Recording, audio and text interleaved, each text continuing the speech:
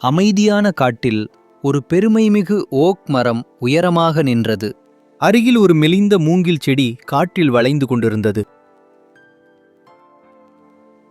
Okay மரம் அடிக்கடி சிரித்து சொன்னது, "உன்னை பாரு, நீ எளிதாக வளைந்து போகிறாய். நான் உறுதியாக அசையாமல் நிற்பேன்."